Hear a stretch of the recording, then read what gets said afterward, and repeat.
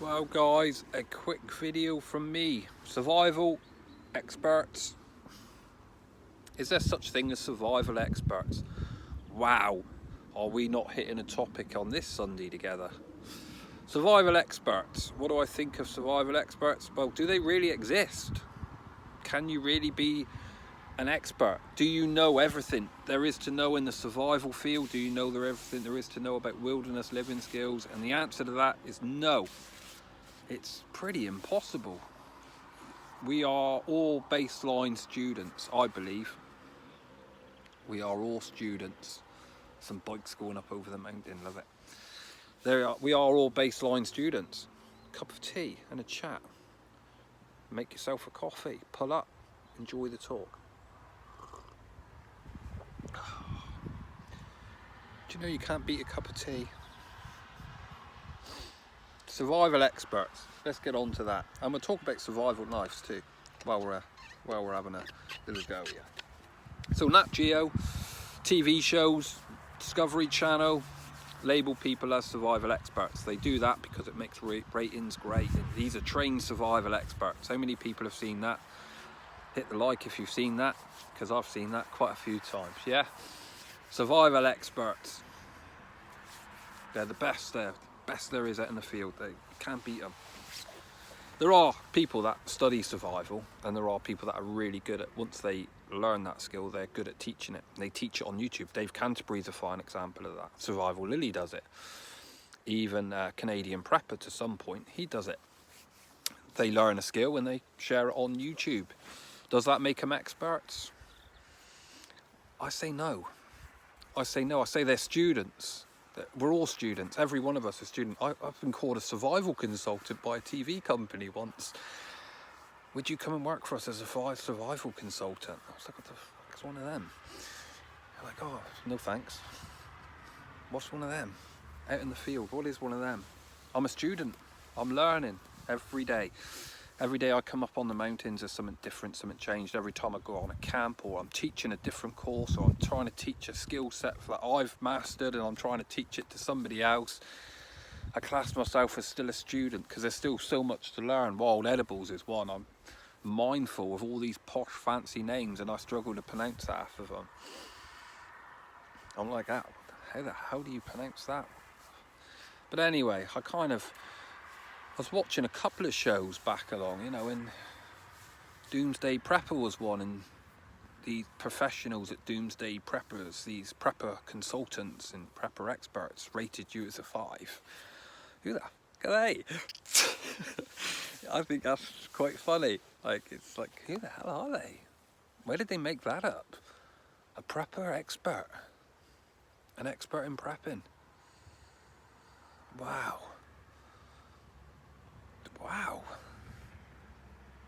How do you get to that? To become a survival expert or a prepping expert? A wilderness survival guide, that's fine. Guiding you through the wilderness, if you like. A hunting guide, that's fine. People that know the land, they take people around and they do a bit of shooting and fishing, hunting, whatever. Brilliant. But to say you're a survival expert and for TV to be labelling people as experts, I think it's a very, very dodgy ground to go down. I think there are people that can advise people on techniques and survival techniques. But I often ask, how many of them people's ever been in a wilderness survival situation? People that survive 20, 30 days lost in the woods, drinking out of rivers and eating a few worms, and the helicopter finds them and they get rescued. Are they real experts? Well, they are, because they've done it, been there, done it, and they survived what they had to survive. They got through, they made it through. I wouldn't really say they were experts, but I'd say they were pretty good at what they were doing, staying alive. And that's what survival's about, isn't it? Staying alive the best you can, not giving up the goat, if you like. And then I see this other thing now going around that I'm doing a level 2, a level 3 in... What the hell's a level 3 in survival? What? You can't go on a level 1 to a level 3 course because you didn't complete level 1? Like, come on. where did it all go wrong? Where has it all go wrong? Was it a money maker that you did one and they pay you, you charge $400 or £400 for that course, and then it's £1,200 for level 3, which makes you the survival expert? I think it's great. The thing is with being in survival, you can't prescribe the prescription for the problems that you're in like a doctor can. You can't prescribe a course of treatment to get yourself out of that problems and make yourself better. You have to kind of learn certain skill sets yourself, do it yourself, self-treat yourself if you like, to get yourself out of that situation. Prepping expert. Like, come on. I blame a lot of TV shows for this. I really do. There are some good people out there. Corporal's Corner, he's a fantastic guy, good friend of mine. Teaches really good, good survival stuff. But he's another guy, he's always learning, trying something different. Survival experts. Past level 1, past level 2 and past level 3. But I believe that a lot of people can learn skill sets at home. Or, in their local area, whether they're going camping or whether they're going wild camping or whether they're out, they can minimalise their gear, if you like, so you can increase your skill set. One of the sayings that I hate it, and that saying is, the more you know, the less you will carry. I bloody hate that saying. And I'll tell you for why. When I started camping, wild camping and doing a bit of survival stuff, a good 30 odd year ago, when I was growing up, we had very, very limited camping equipment.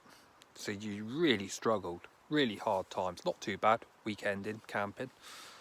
But you really struggled, the leaking tent, the crap sleeping bags. But of course, back then you're a lot tougher and you don't really feel it. A box of matches was the only way you could make fire with, because you didn't have a lighter, you didn't have a ferrocerium rod. You had a rubbish, kind of a crap knife.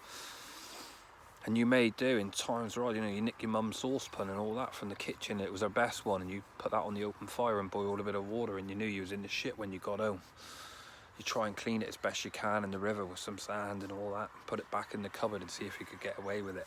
But you never could. So my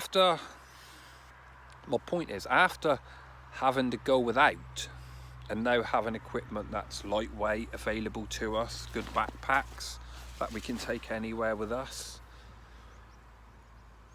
the more you know, the more gear you tend to carry, because you know that it's really hardships that you don't want to be facing when you're out in the field. Good clothing, good sleeping bag, good tent, good knife, good ferrocerium rod. All of a sudden I'm setting myself up for success on my camps to become more enjoyable. I've stayed on camps for 8 days, 10 days, 2 days, 1 day.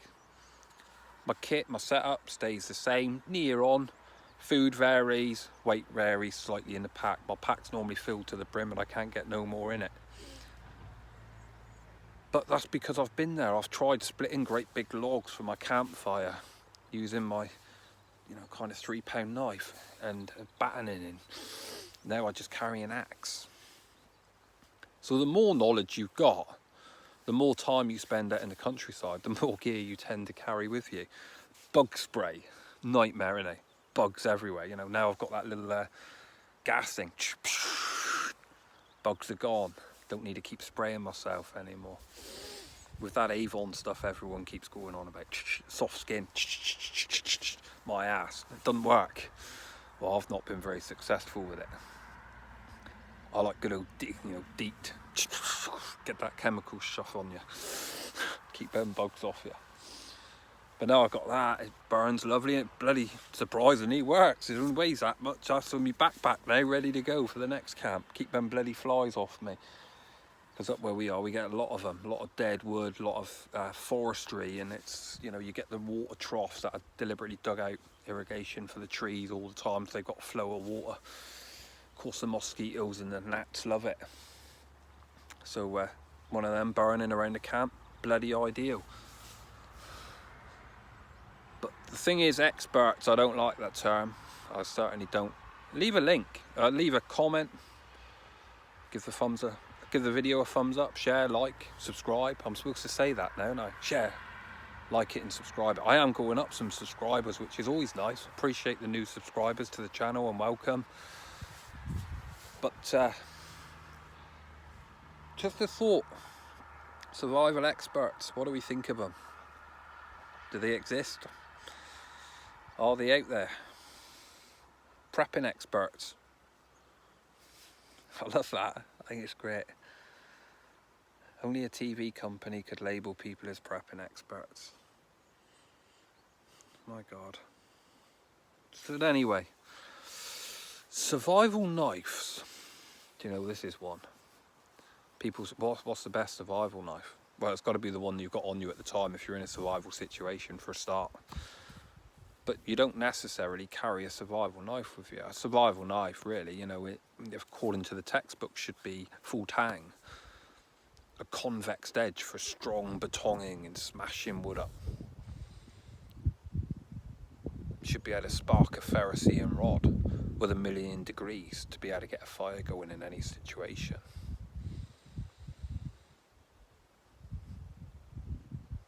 Do you know, everyone who I've seen survive, you know, I've just been watching a series, I think it's called Lucky to Be Alive or something like that.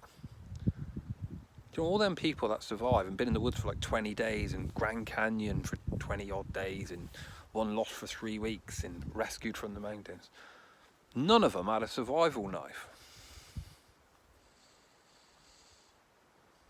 So, do you really need a survival knife in a survival situation? Is there such a thing as a survival knife? Do we market it as a survival knife? Because it would be handy to have in a survival situation, which probably the only time you're in a survival situation, you left your survival knife at home.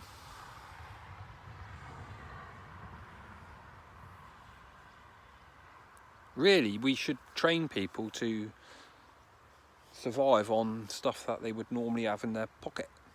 Maybe encourage them to carry a little bit more on their keychain, you know, where their keys go or their mobile phone is. Maybe we should be encouraging that a lot more. Or their pocket knife.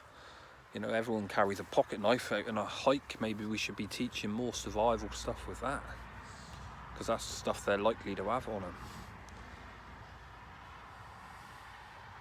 It's an interesting thought. Very interesting. But that's it. I kind of just wanted to put the thoughts out there, really, on survival experts. What a great shame when we label wilderness living skills as experts, when really we are students of a massive ecosystem.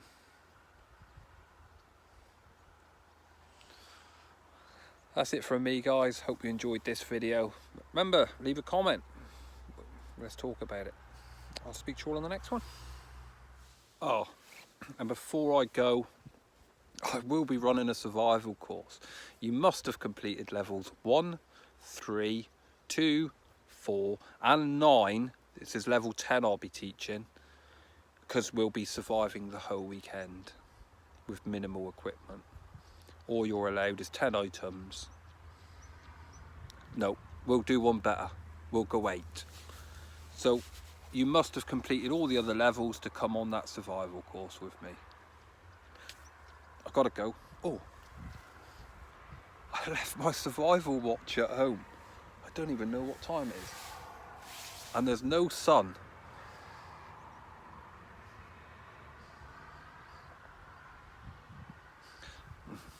I've got to go and evaluate some other preppers, because I'm a prepper expert consultant, and I want to see how well they're doing.